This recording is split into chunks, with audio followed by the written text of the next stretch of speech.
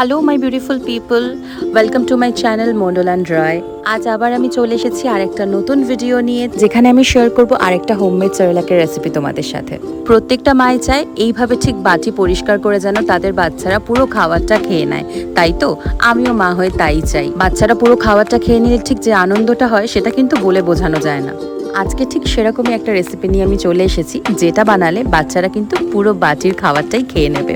তবে কি সেই রেসিপি সেটা দেখার জন্য ভিডিওটা দেখতে হবে একদম শেষ অবধি।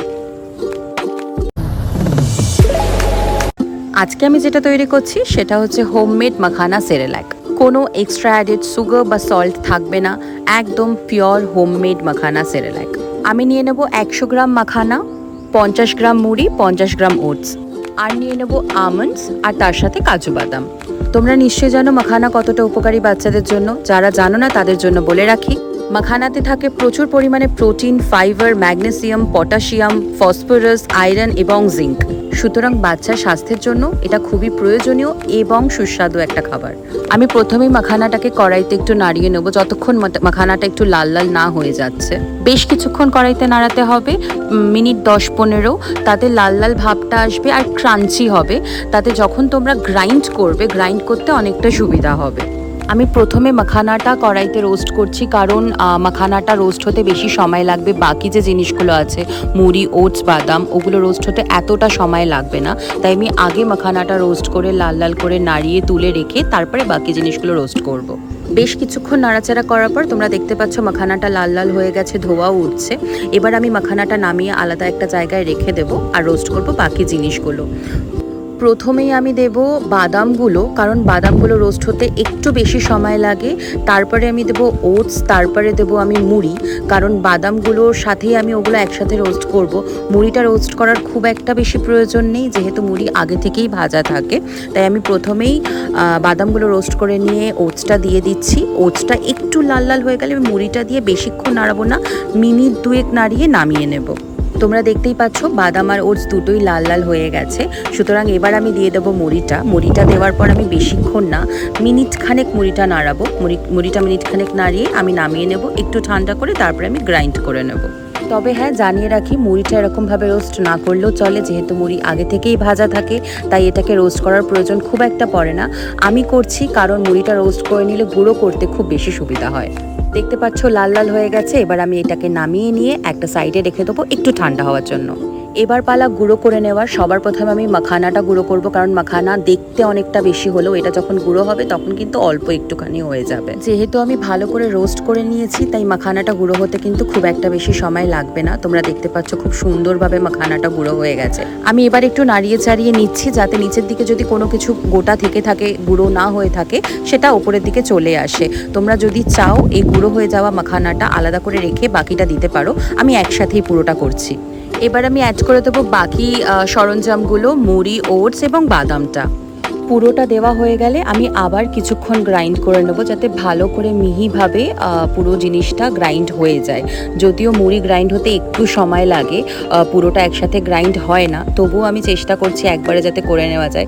দেখতে পাচ্ছ তোমরা মুড়িগুলো গ্রাইন্ড হয়নি, আমাকে আবার একবার দিতে হবে চেলে নিয়ে। আমি আবার একটু নাড়িয়ে আরেকবার গ্রাইন্ড করে নেব। যদি পুরোটা গ্রাইন্ড না হয় তারপরে আমি চেলে যেটুকু শক্ত জিনিস থেকে যাবে সেটাকে আরেকবার গ্রাইন্ড করব। এবার আমি পুরোটা ঢেলে নিয়ে প্রথমে চালনিতে চেলে নেব। আমি দেখব কতটা গ্রাইন্ড হয়েছে আর কতটা গ্রাইন্ড হয়নি। মনে হচ্ছে পুরোটা হয়ে গেছে, যেটুকু থাকবে, যেটুকু গ্রাইন্ড হবে না সেটুকু এবার আমি চেলে নিয়ে তারপরে আর একবার গ্রাইন্ড করে নিলে পুরোটা গ্রাইন্ড হয়ে যাবে।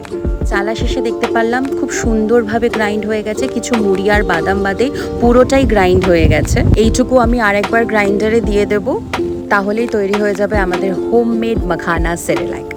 দেখতে পাচ্ছ তোমরা কি সুন্দর তৈরি হয়েছে জিনিসটা, পুরোটাই কিন্তু বাড়িতে তৈরি। আমরা বাইরে থেকে কিনে বাচ্চাদের সেরেলাক খাওয়াতেই পারি, কিন্তু সেটা কিন্তু বাড়িতে তৈরি সেরেলাকের মতন হেলদি হবে না। তাতে কিন্তু থাকবে এক্সট্রা অ্যাডেড সুগার এবং সল্ট। সুতরাং আমি আগেও বলেছি, আবারও বলছি, বাচ্চাদের জন্য কোনো কম্প্রোমাইজ নয়। একটু কষ্ট হবে, কিন্তু বাড়িতে বানিয়ে বাচ্চাদেরকে সেরেলাক দিন, বাড়িতে বানিয়ে যে কোনো খাবার বাচ্চাকে দিন। বাইরের খাবার অ্যাভয়েড করুন অন্তত 1.5 বছর বয়স অবধি। এবার তৈরি হয়ে যাওয়া সেরেলাকটাকে রেখে দিতে হবে একটা এয়ারটাইট কন্টেনারে। 4 সপ্তাহ অবধি এই সেরেল্যাকটা কিন্তু বাচ্চাদেরকে রেখে খাওয়ানো যেতে পারে। ট্রাভেল করার জন্য কিন্তু এই সেরেল্যাকটা খুব সাহায্যকর, কারণ এতে শুধু গরম জল মিশিয়েই আমরা বাচ্চাদেরকে খাওয়াতে পারি। আমি হিসাবটা মেনটেন করার জন্য একটা স্পুন রেখে দিই, তাতে আমার সুবিধা হয় হিসাব করে দিতে বাচ্চার জন্য। এবার বাচ্চাকে যখন খাওয়াবে তখন শুধু গরম জল নিয়ে তার মধ্যে পরিমাণ মতন সেরেল্যাক দিয়ে ভালো করে নাড়িয়ে নিলে কিন্তু তোমাদের সেরেল্যাকটা তৈরি বাচ্চাকে খাওয়ানোর জন্য। আমি 4 চামচ নেব। আমি এটা ডিনারে বা ব্রেকফাস্টে দেওয়া প্রেফার করি। তোমাদেরকে আগে একটা ভিডিওতে আমি দেখিয়েছি রাইস বেস সেরেল্যাক বাড়িতে কী করে বানানো যেতে পারে, সেই ভিডিওটার লিঙ্ক আমি ডিসক্রিপশনে দিয়ে দেবো। আমি দুটো অল্টারনেট ডে করে খাওয়াই, একদিন রাইস বেস সেরেল্যাক, একদিন মাখানা বেস সেরেল্যাক। তোমাদের বাচ্চাকে তোমরা কতটা গাঢ় বা পাতলা খাওয়াও সেই অনুযায়ী কিন্তু জলটা দেবে। আমি আমার মেয়ে যতটা গাঢ় খেতে পছন্দ করে সেই অনুযায়ী জলটা দিয়েছি, আর সেইভাবেই আমি বানিয়েছি জিনিসটা। আমার মেয়ে খুব একটা পাতলা খেতে পছন্দ করে না, একটু গাঢ় খায়ও। তোমরা নিজেরাই দেখে নাও আমার মেয়ে কতটা আনন্দের সাথে খাবারটা খাচ্ছে। একটু হয়তো বেশি কষ্ট করতে হয়, অনেকটা হয়তো সময় লাগে। বাইরে থেকে সেরেল্যাকটা কিনে আনলে হয়তো সময়টা বেঁচে যায়, কষ্টটা বেঁচে যায়, কিন্তু যতই হোক আমাদের সবসময় মাথায় রাখতে হবে বাচ্চার শরীরের জন্য কোনটা ভালো।